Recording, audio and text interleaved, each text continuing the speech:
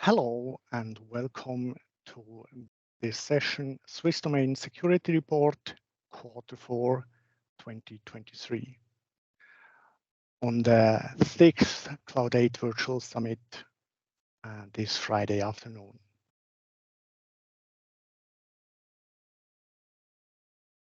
Such an event would not be possible without sponsors that help and support such a cool event.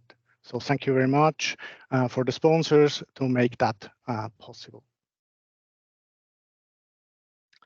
My name is Andres Bohren. I work at iSolutions since 2020 as a cloud engineer architect. I'm more than 25 years in IT, mainly in the messaging, communication, and security area. And apart from IT, my hobbies are traveling, scuba diving.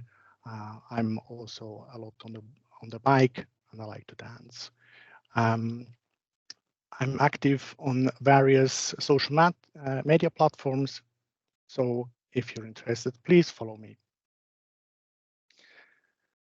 That's today's agenda. I will show you the journey I've made. I'll show you the domain results, mail security related results, and recap and improvements that you help you in your way. So how did my journey start? I did start back in 2015 as a messaging administrator, and I was wondering how much DMARC was used in Switzerland. I could only find some information from the USA, but that was not specific enough. So I've created my own web crawler with a component and used PowerShell to crawl for about 100,000 domains. That took 1 month. Then I started and checked MX, start TLS, SPF, DKIM, DMARC for these 10,000 domains. And that looked about that. So 90% of the domains that I've crawled had an MX record, only 25 used SPF, 1% used DKIM, but that's hard to detect. And DMARC was barely used back at that date. Then last year, I saw that Switch has released the Swiss.ch top-level domain as open data. So I took that data, needed to normalize it, and import it to an SQL database. Then I wrote or extended the script I already had with a lot more information and published that to the PowerShell gallery. And I've created a Swiss domain security report for 2022. This year, I've created a new report, and we will see what changed on that.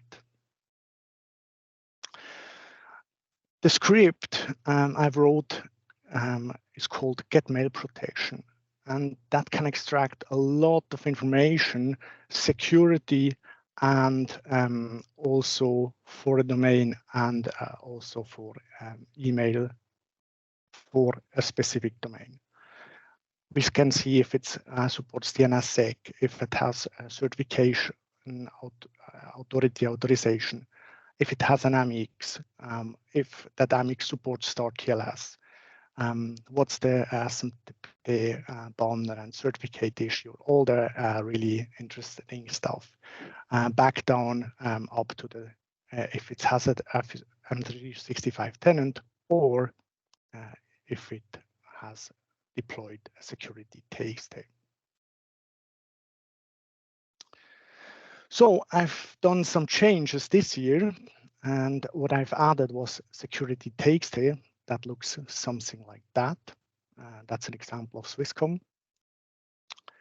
I've added the SMTP banner and certificate issuer. So I want to know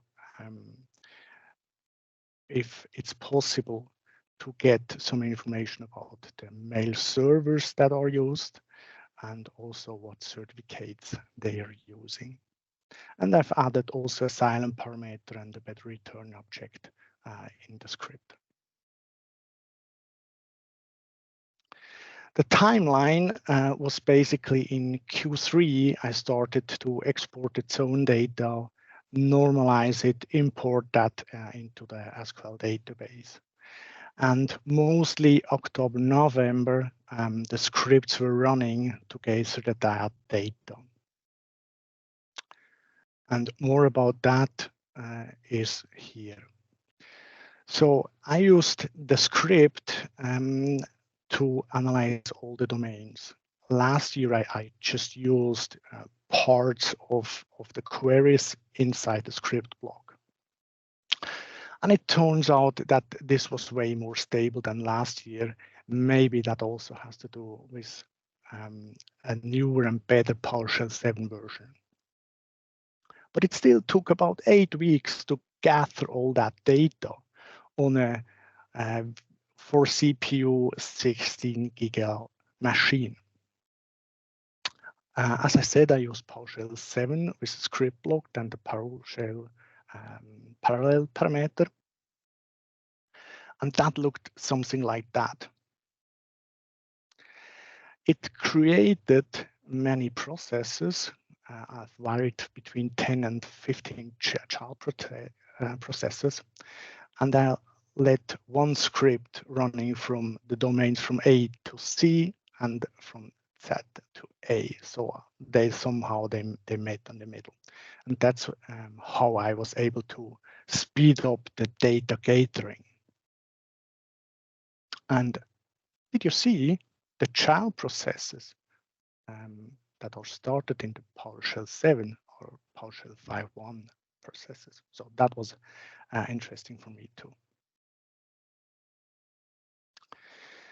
So why does it take 2 months to gather the data? So let's assume there are about 2.5 million .ch domains. And let's assume that every query would take 1 second. So 2,500 domains divided through 60 seconds, divided through 60 minutes, and divided through 24 hours. How much would that give? That would take 29 days. And be assured, it takes more than 1 second for each domain. So paralleling the process was really needed to improve the speed. Otherwise, it would take even more, a lot more time.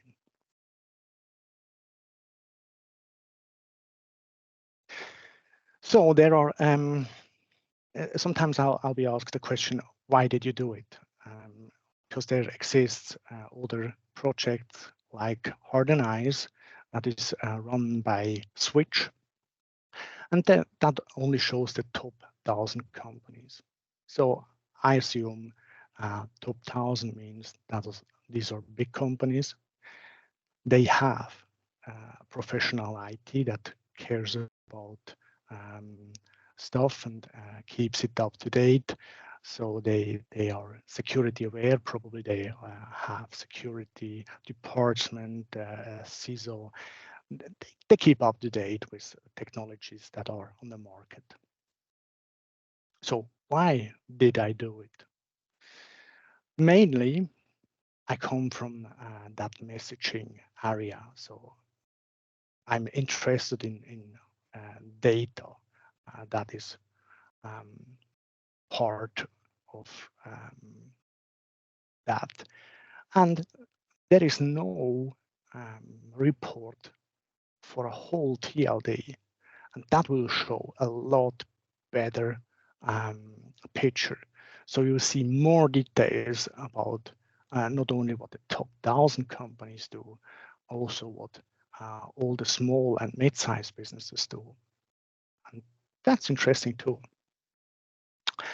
And I was interested in spotting trends and seeing changes and seeing if things improve or if things will go more bad or what's the change anyway.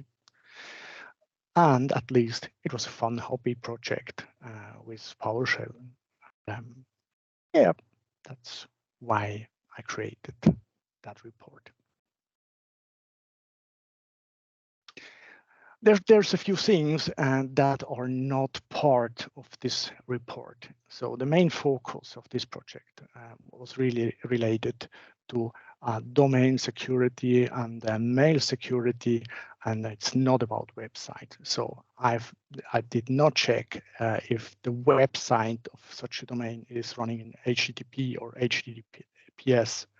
I did not check what TLS version the website is running. I did not check for HTTP strict transport layer security. I did not check for HTTP security headers. That's stuff I wasn't interested in. So these things are not part of that report. So let's come a little bit to the overview of the Swiss domains. In September 2023, there existed roughly 2.5 million domains. And that's 122,000 domains more than about a year ago. So domains are still improving, or there are still more domains every year. What didn't change is the ratio of the domain holders, company and individuals. So it's roughly 2/3 that are owned by a company and roughly about 1/3 that is owned by private individuals. And of course, there are also domain holders that are outside of Switzerland. So the biggest four I've mentioned here: Germany, USA, France, and Austria. Let's dig in a little bit more.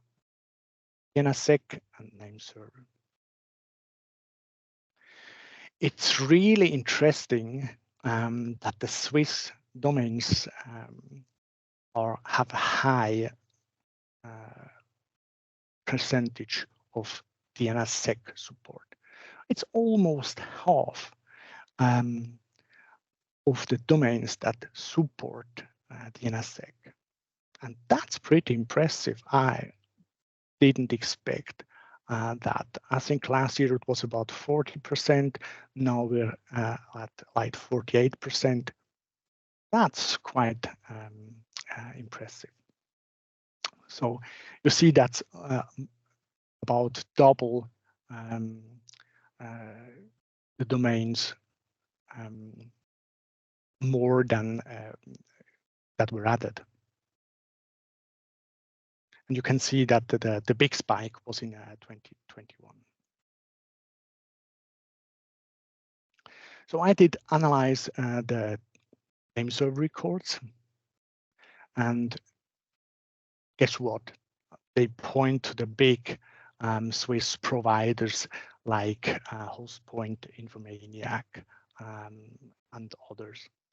The interesting part was that also like 1.39% point to a Trindo, or only 0.23% point to Azure DNS. And it's also interesting that relatively big percentage, like over 50,000 domains, 76,000 domains are using international domains using Punicode, something like Bierhübeli with U that is translated. So that's really fantastic. And maybe you already did note, Azure DNS does not support DNSSEC at current time.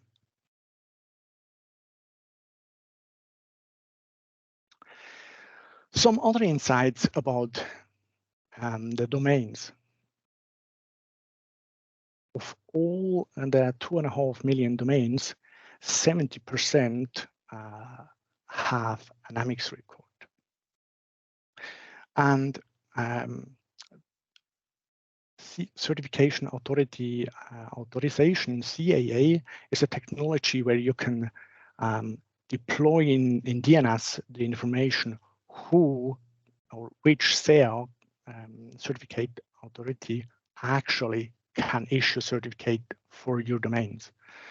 And that's relatively a new technology that exists since 2019, and already 1.3%, roughly 34,000 domains support that and have that already deployed. So that's more than 6,000 domains more than last year. And I've added security TXT this year and checked for that file, either in the root domain, which is the old version, and in the new version, which the security TXT file is in a subdirectory .well-known, can be found there. That's also a relatively new technology that exists since 2022, and you can see it's almost 5%. I was really impressed by that, so that's a good thing.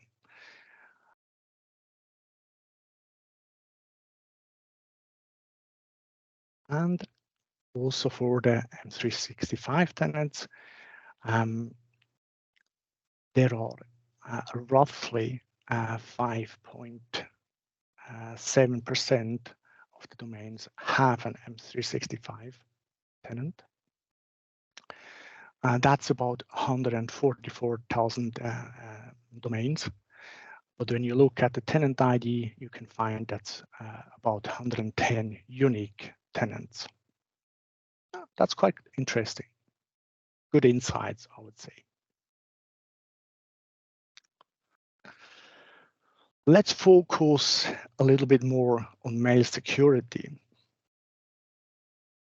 Let's start with the Amex records. As I said, we already see that about 70% of the domains have an Amex record. And also here, I tried to figure out where do they point to. And as expected, they also point to the big internet providers in Switzerland. It was interesting to see that about 7% also point to Exchange Online, and only a small amount of numbers point to Proofpoint and Mimecast, actually. So I was surprised that this number is that low. I would have expected way more. And some other cool insights is that about 1.6% of the domains use the null MX. That's a MX with a point, which is defined in RFC 7505, and that's sadly not supported by Microsoft, but in Google. And that's interesting that such a technology is kind of widely adopted, or at least adopted for about 30,000 domains. And that there was a funny thing I detected, that about 1.5 or almost 1.6% of the domains had an Amex record with localhost.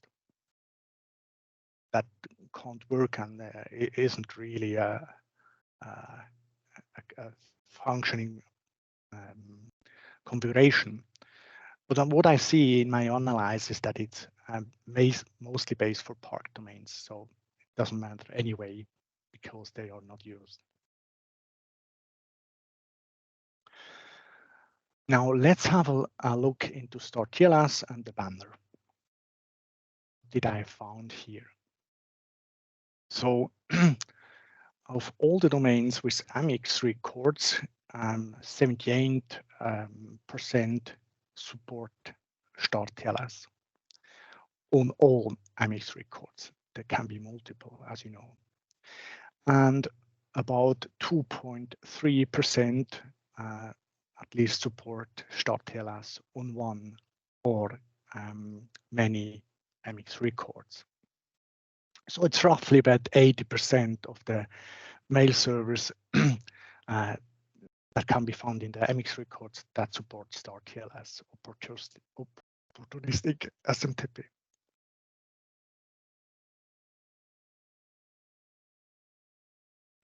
And about 20% do not support Start TLS. Okay. When we check what certificate issuer they have, I've figured out that the biggest part is Settigo. To be honest, I didn't know them, but it's interesting that also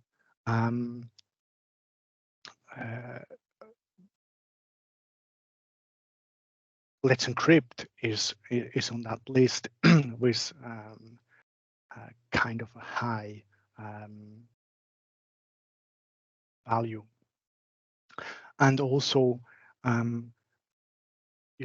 there are different brands that operate under the same issuing, or at least the same organization that have different brands, like DigiCert that also owns GeoTrust, RapidSSL, and TOTI. So over 13% for Let's Encrypt on SMTP. I was really impressed. I didn't expect that. So that was a good takeaway for me.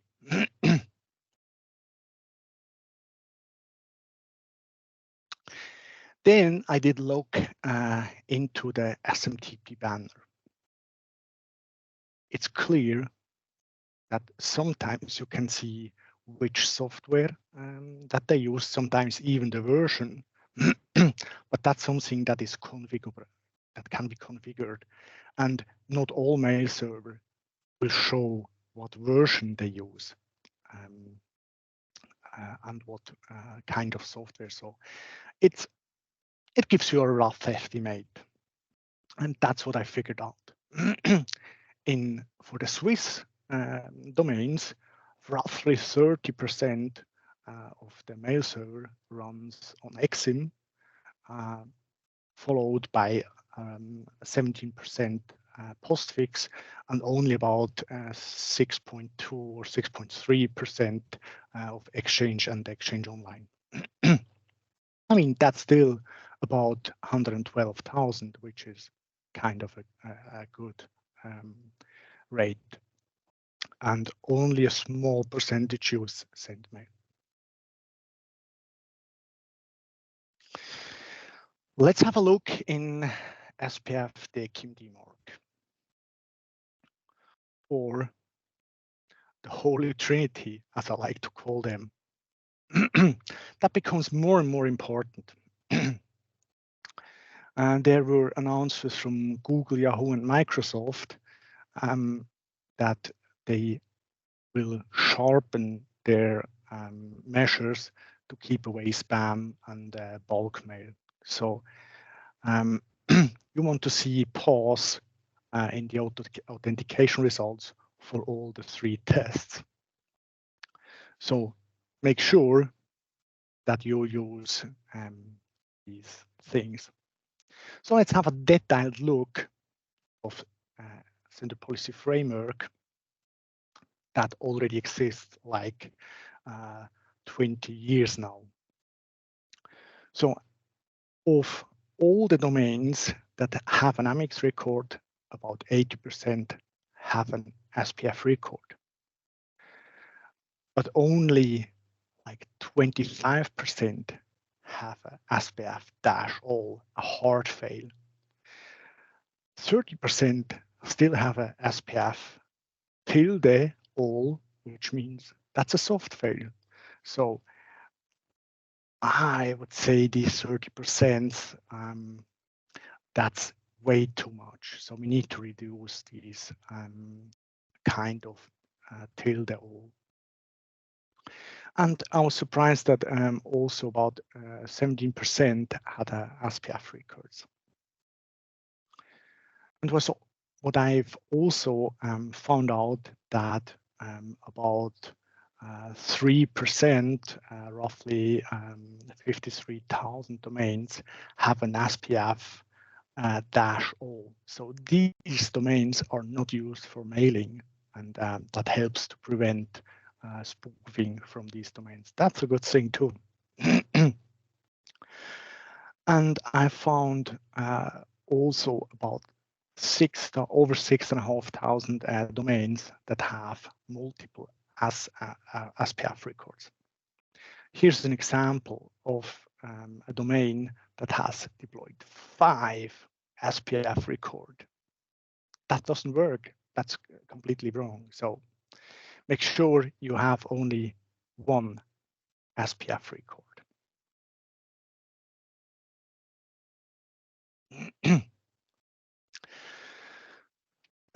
DKIM domain keys identified email that exists since 2011 and was updated in 2018. The hard thing is that the selector that is the as equals in the DKIM signature can be literally anything. So there's no way to figure out what the selector of such a domain would be unless you receive an email. What I've tried to do is to figure out if the underlying domain key zone exists for a domain to maybe guess if there is a DKIM available. But that's really hard because it really depends on the DNS and DNS software and the configuration of what happens. So as you can see, I have between 7 and 64%, and that's such a wide range. You can't really tell what's really happened. So best guess would be use the numbers from the DMARC because DMARC exists and is built on top of SPF and DKIM. And so there you know. Let's have a look in DMARC. DMARC exists since 2015, and it's quite good. We have about 11% of the domains with an Amex record that have also a DMARC report. That's quite a big number. What's not so good is that almost half of it just deployed a PNON. That means ignore. I'm not interested in. Better way would be to come to quarantine and rechecked. That should be the end goal anyway. And I've also checked how many of these DMARC records have RUA defined. That's the reporting agent, the email address where you send the reports to. And that's roughly about 3.5%. So that would be probably a mix between rechecked and the quarantine. Let's have a look into DANE. That stands for DNS-based authentication and named entities. That's relatively that exists already since 2015, but has some higher requirements regarding DNS authentication. It requires the DNS zone to be protected with DNSSEC. And also, the fingerprint of the certificate used for SMTP must be published in the DNS. And also, for publishing this fingerprint, you need to create a DNS record called TLS-R. That is not supported in all DNS frontends yet. I would say it's a complex implementation and also has some operational challenges, certificate rollover and being able to master such a thing. Didn't we all run into a scenario where our certificate on a website was expired? And if we have that on a DANE, that would cause mail flow to be interrupted, and that's probably not a good thing. So you need to be able to work these operational things. As for Exchange and Exchange Online, there's no support in Exchange Server 2016 or 2019. In Exchange Online, there is outbound support is already GA since last year, and inbound support is announced for H1 for this year, basically. So how does it work?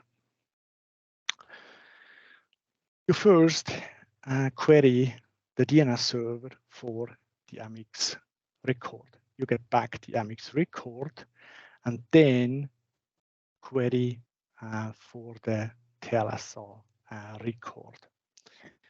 And you get back this TLS-R record, and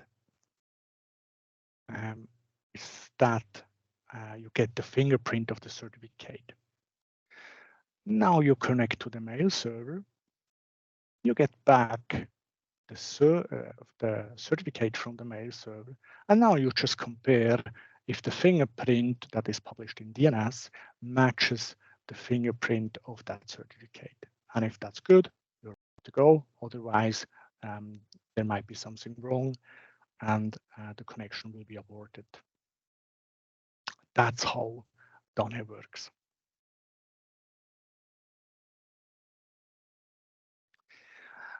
MTA-STS, TLS-RPT, that's similar technologies, but doesn't have that high requirements.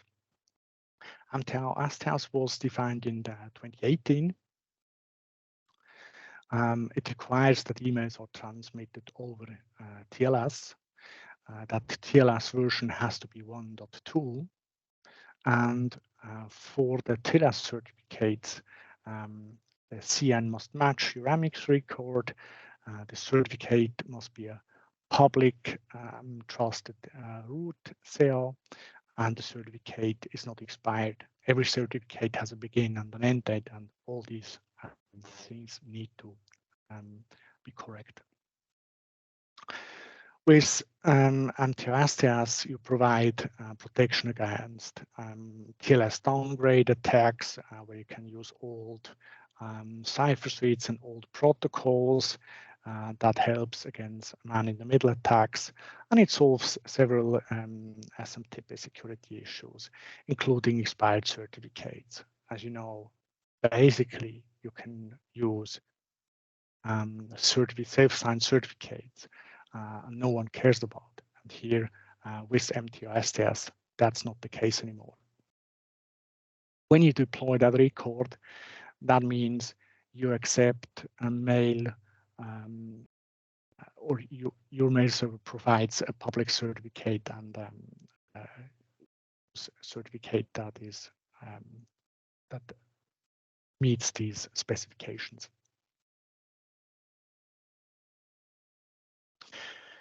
TLS-RPT is a technology that is defined in the same RFC. it is designed to have a way of reporting if there is an issue with your TLS communication in SMTP. So you can report either to an email address or a web service. That's how basically that works. It's, I would say, similar to DMARC, where you have a version and a rule where you say to which email address such a report, TLS report, will be sent to. How does that look like? Such a report would be an email that has an attachment in zip or gzip format. And here we can see two examples, one from Microsoft and one from Google, where they report back in a JSON format of how many mails have been successfully delivered or have been failures. And that's the format of how they process and provide feedback if there are any errors in the TLS communication.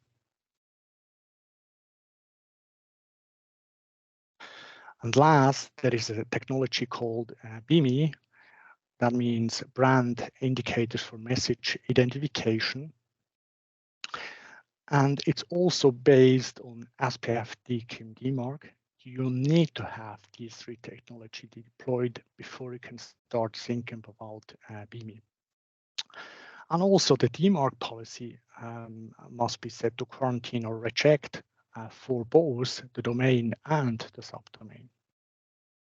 Then you need to have an SVG file that is clear, that has that meets the tiny.1.2 specification that is not bigger than 32 kilos, and that SVG file has to be published somewhere on the internet. Then you can deploy your BIMI record. If you have registered a trademark, you can buy verified mark certificates, VMCs, to prove your trademark. And I've written an article of how that does work. But basically, it's how it should look like. On the left side, you see that's just the names in the icons. On the right side, you can see that there are logos associated in the inbox, either on the mobile or the web platform or any other client that supports BIMI and shows that SVG image. And you can see here on this side that there are a lot of providers already that support BIMI, for instance, Fastmail, Google, and Yahoo. There are some that are considering BIMI, but currently Microsoft does not support BIMI. I've looked in the Microsoft feedback portal and found two feedbacks. So if you want, you can upvote these to make a little bit pressure on Microsoft to support BIMI.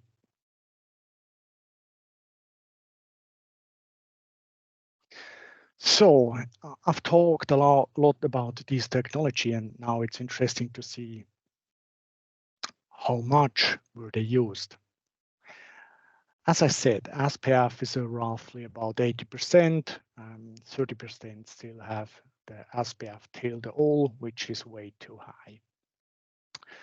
For DKIM, as I said, you can't really tell because there is no way to figure out the selector, and that can be anyway, so you can't really tell.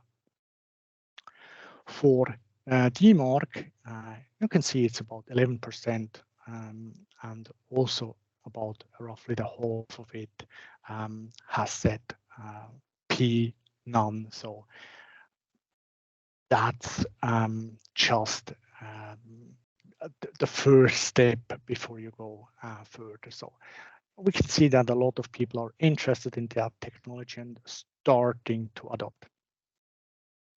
For MTA-STS and TLS reporting, you can see that's a really small amount of number. It's 840 for MTA-STS and 630 domains that support TLS-RPT.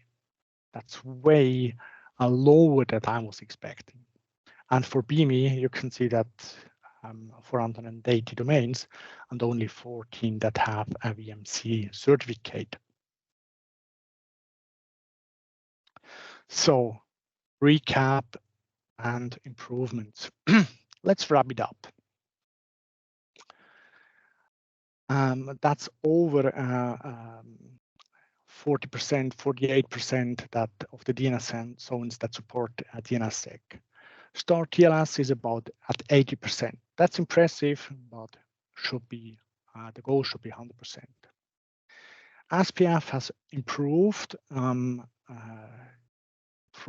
2015 when I've checked like 25%. It's now at about 78%, but we have still only 30% that has the dash all.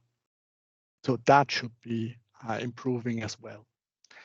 And DMARC has improved from 7.8 to over 11% just in 1 year. So that's a good thing. And just as an addition, that should be standard for all M365 tenants. And DANE has improved also, and that's a really high number.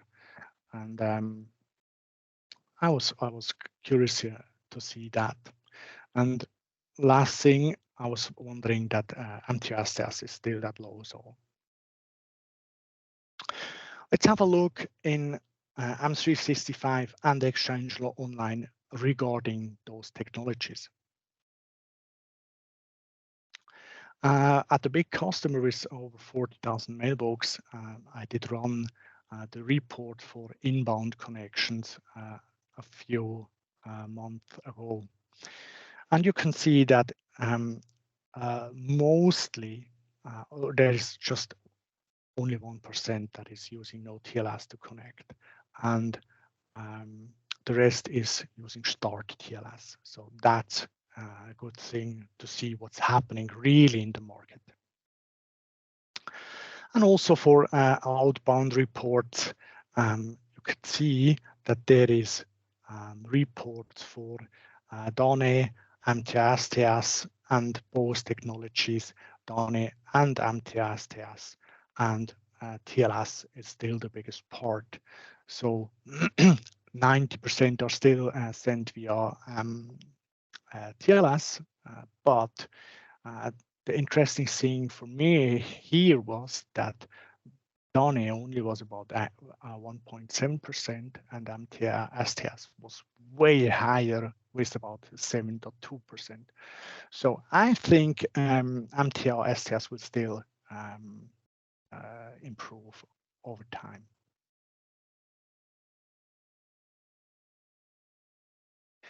Best practices for SPF. Every domain should have an SPF record. Includes and A records should not exceed 10 lookups, otherwise that can cause problems. And all the SPF records should end with -all. And if a domain isn't used for email, please set the SPF -all without any other things in it. So that means that can't be used for spoofing. DKIM in Exchange Online is a thing that is, I would say, quite simple to enable. Either you get you issue a command, get signing config with a domain, and it will show you the CNAMEs that you have to create. And it's basically selector 1 and selector 2 for your domain. And then you need to put this value here. After that's deployed in the DNS and the replication has been occurred, you can enable the DKIM signing config with the domain and set it to enable. That's all. Then you're sending emails with DKIM. Or here's an example of how you can actually check the key, the public key that is published in DNS. But sometimes I'm also lazy and just use the Defender admin portal to enable a domain. And if the DNS records, the CNAME records do not exist, it tells me you have to create these records, and then it's basically the same process. Create the records in your public DNS, wait for replication, and then enable again. And that's how it works.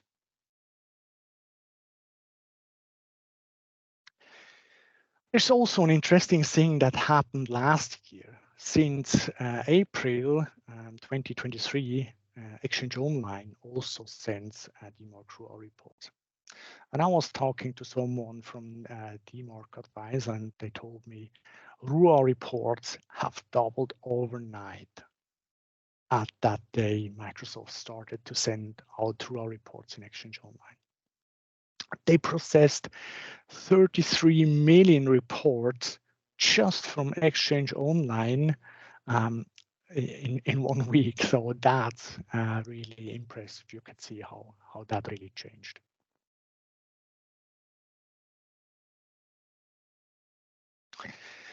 And there are different DMARC providers, and that's not a complete list in any way. But I've tested out myself DMARC Advisor, Easy DMARC, DMARCian. So these are really good providers which I can give you on your way. I also tested Volleymail, that is free, but there you don't have the details that you need to figure out reports and keep your SPF records straight on fixed things. So that's something you really should do. And as for MTA-STS, that exists, or the deployment that needs to have like 2 steps. There's a taste record called _MTA-STS, your domain.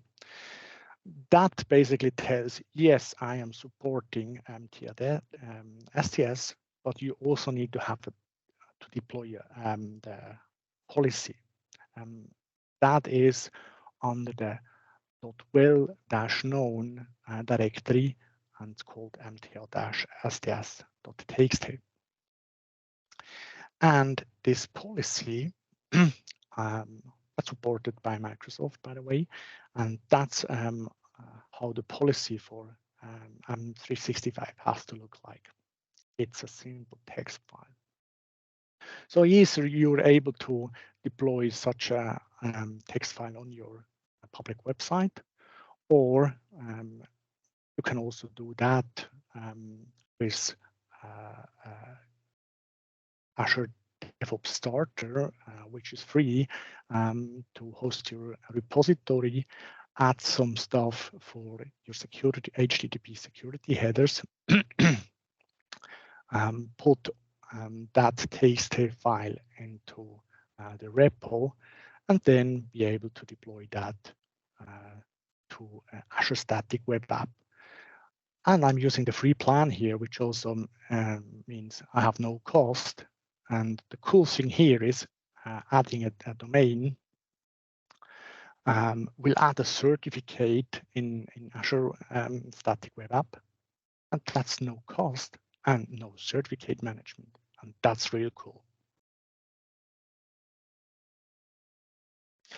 So my call to action would be, let's make email better and implement those well-known technologies that exist to improve the mail security in Switzerland. So you all guys help me to achieve that goal. And here's the information for the next sessions. Thorsten Peckham has a session about Azure Automation and Microsoft Graph. Your dream to find inactive and ownerless Microsoft Teams, or the session with Nandep Nachan and Samita Nachan about building intelligent bots for Microsoft Teams with Azure OpenAI. I hope you have enjoyed that session and learned something on your way. And thank you very much and have a good evening. Bye-bye.